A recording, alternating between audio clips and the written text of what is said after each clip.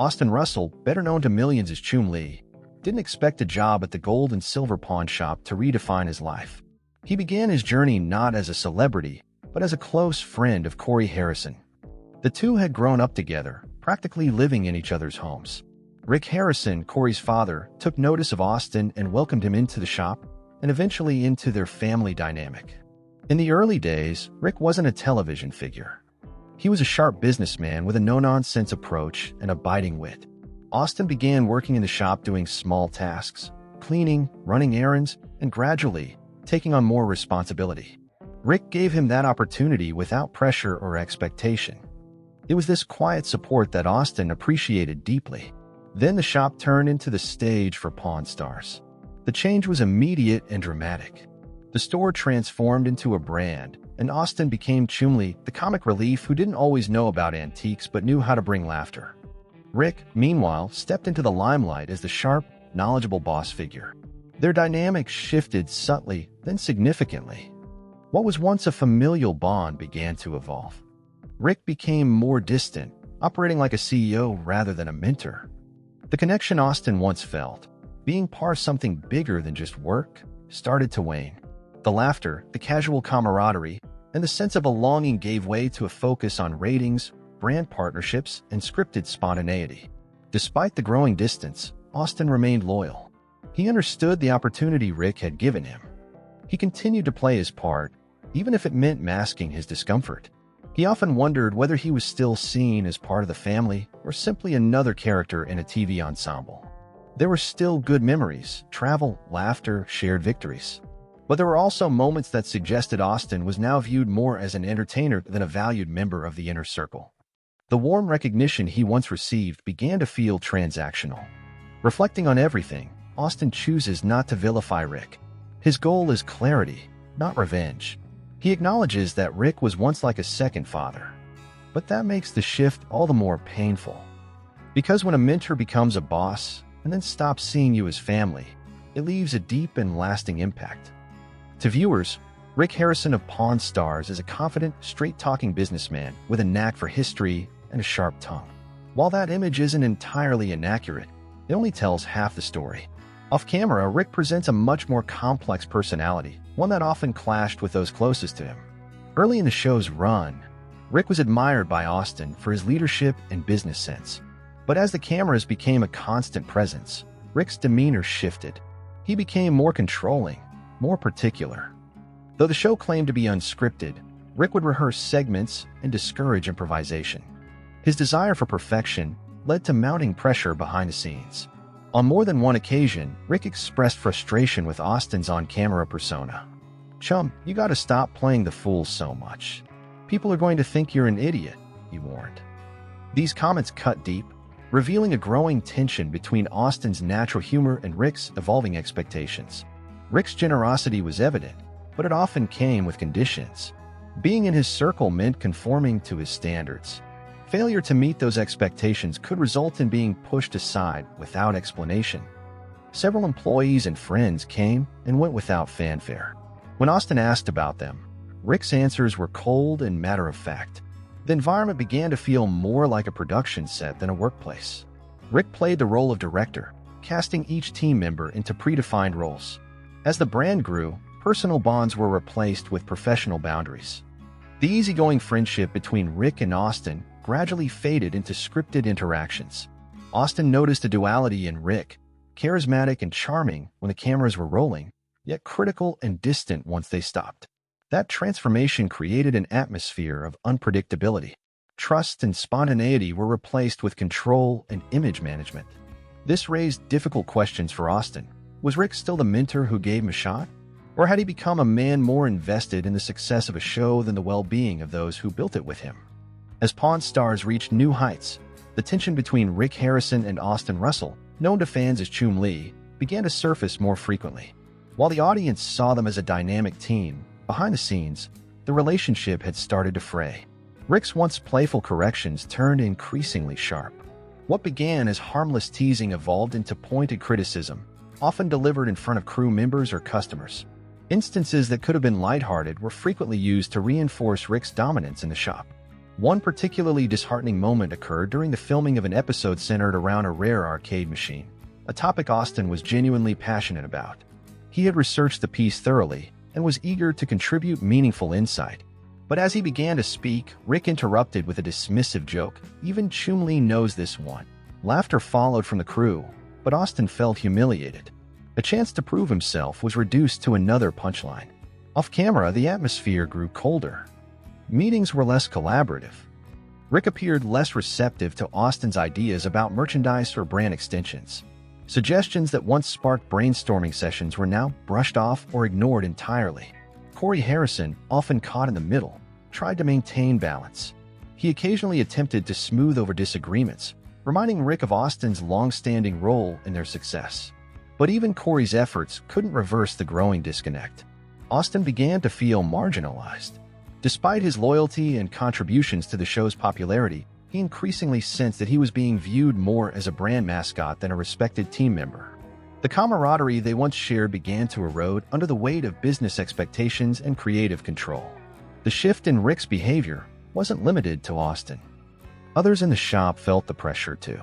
As the show's popularity soared, so did the scrutiny and the demand for flawless execution. Rick's desire to maintain the brand's integrity often came at the expense of workplace morale.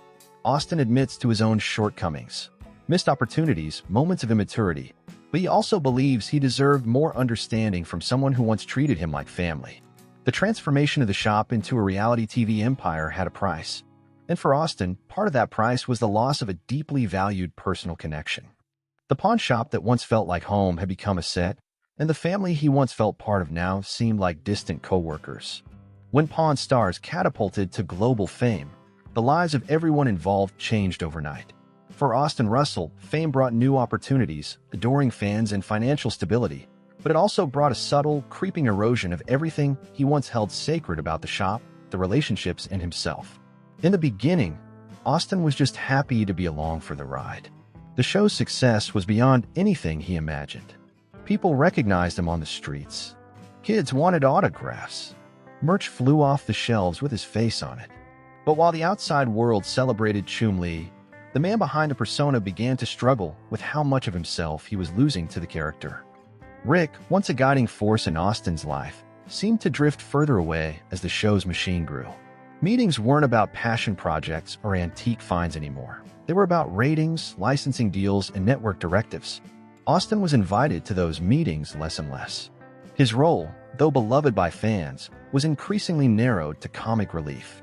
His depth, his business ideas, even his personal growth were overshadowed by the expectation that he just keep being Chumlee.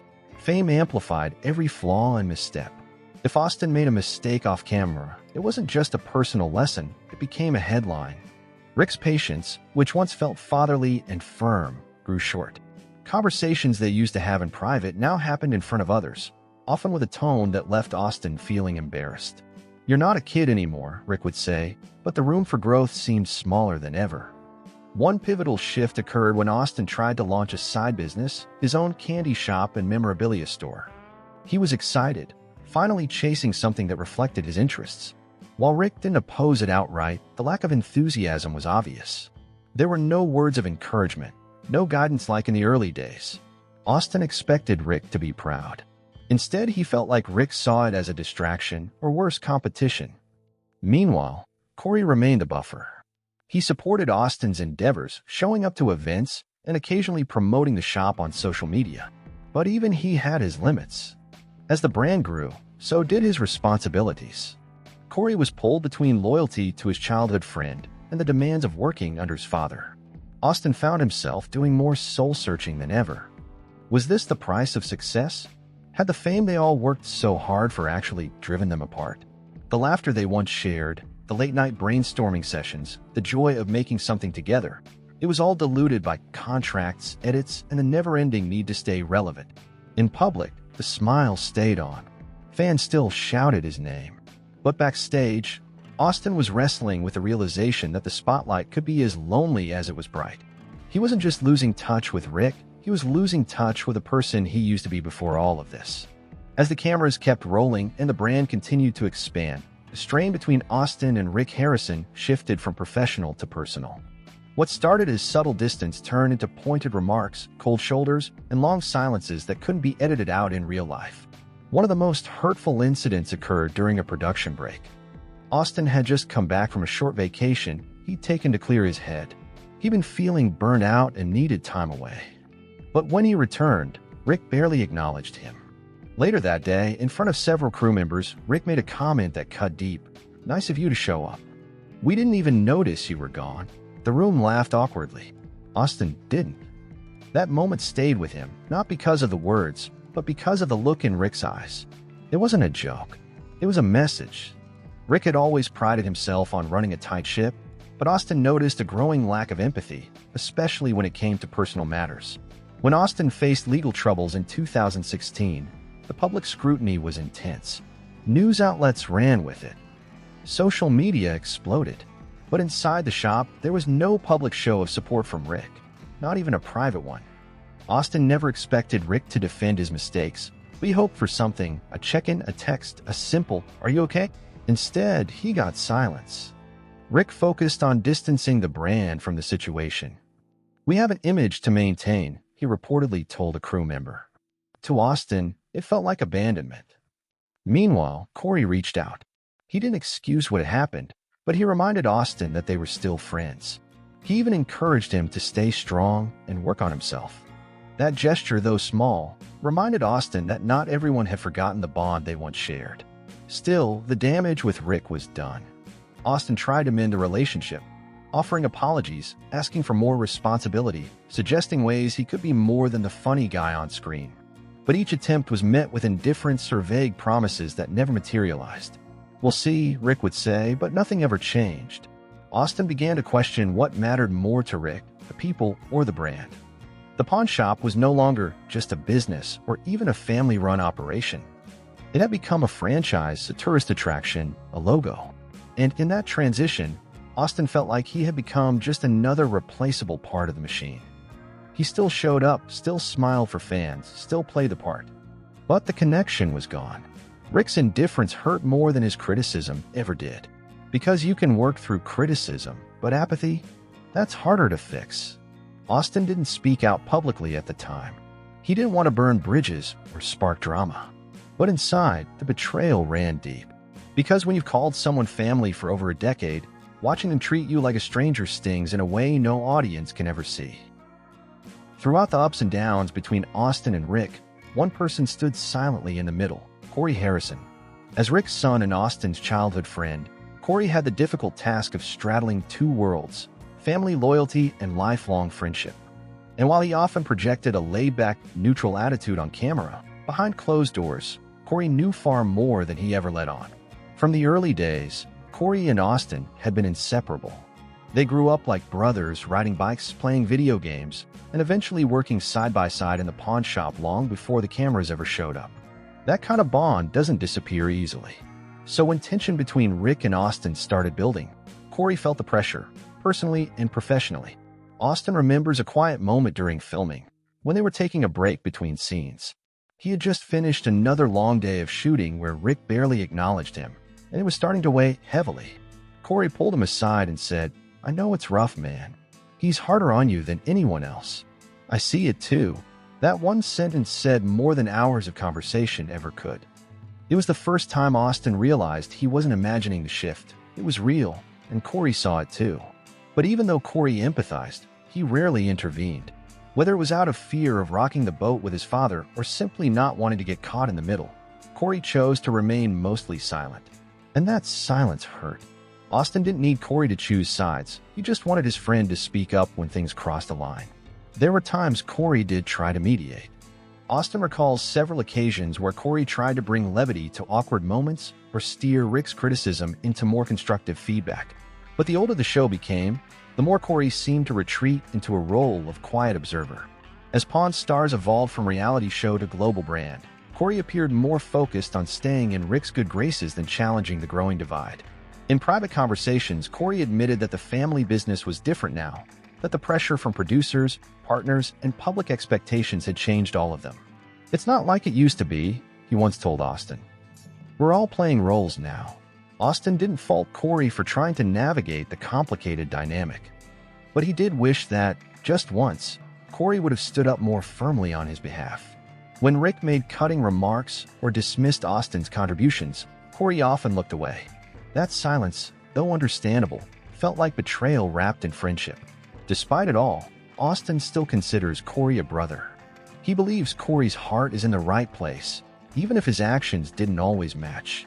Corey's a good guy, Austin has said.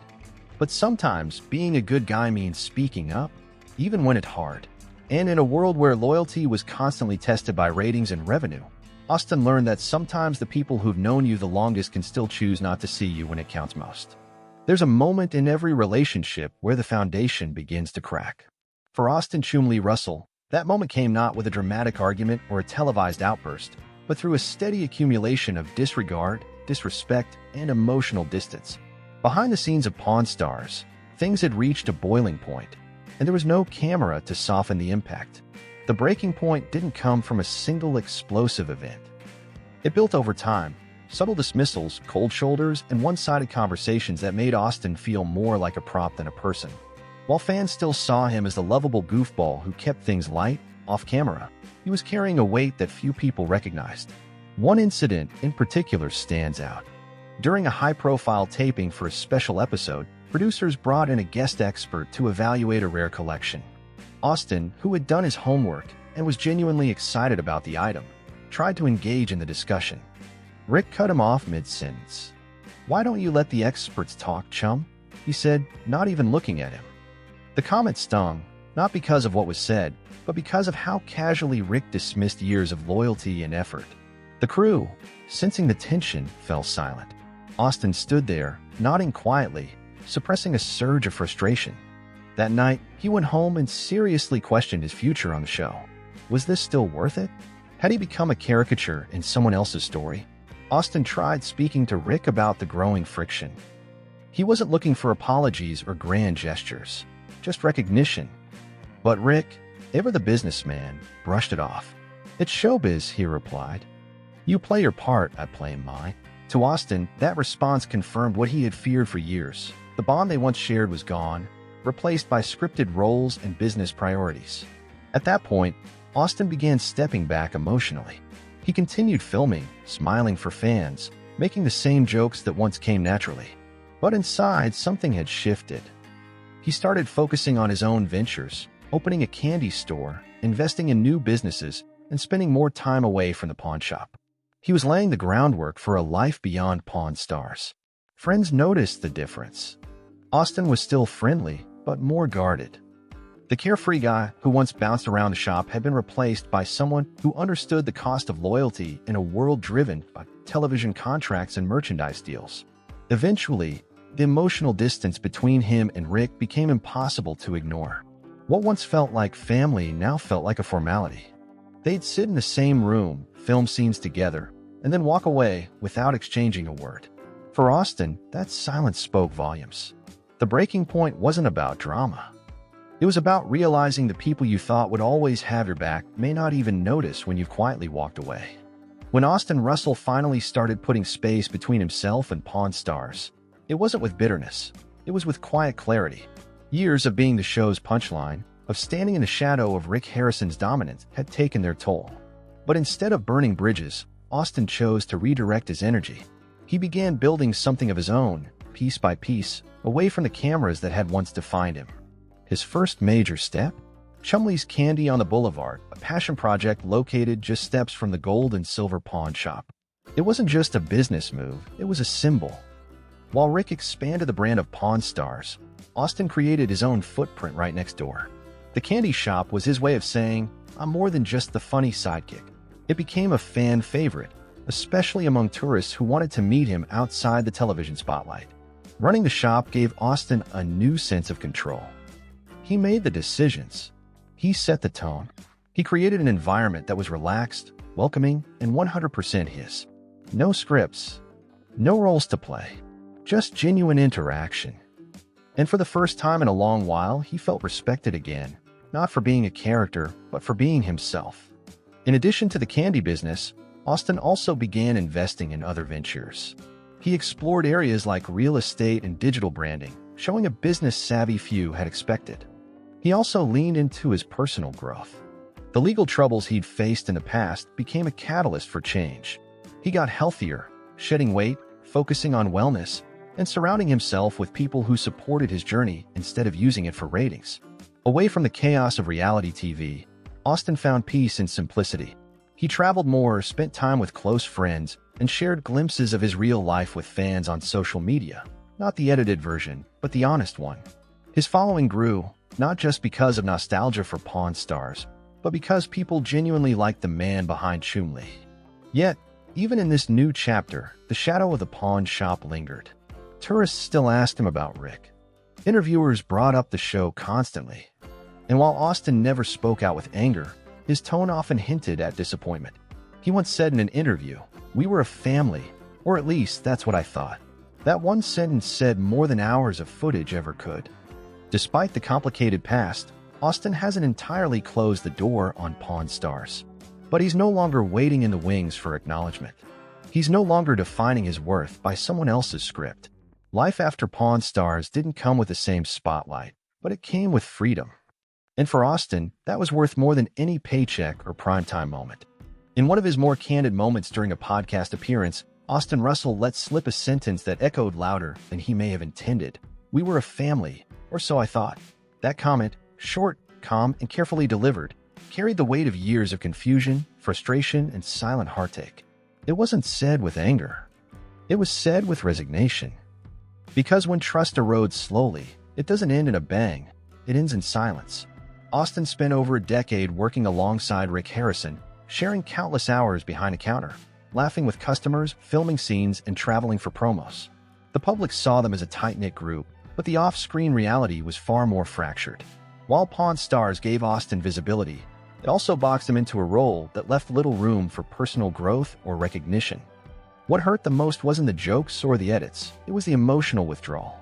Rick, once seen by Austin as a father figure, began treating him more like a prop than a person. As the business expanded and the brand solidified, the personal connection faded. It wasn't just that Rick became more distant, it was that he no longer saw Austin as the same kid he once welcomed into the shop. He saw a product, a brand asset, a ratings booster. Austin never demanded special treatment. He didn't want the spotlight, he just wanted to feel valued. As he once put it, "Being the clown's fine. I just didn't expect to feel so disposable once the cameras stopped." That feeling of being appreciated only when it served a purpose was what ultimately drove a wedge between them. Despite the emotional distance, Austin remained professional. He showed up. He filmed. He greeted fans. But inside, he began to retreat.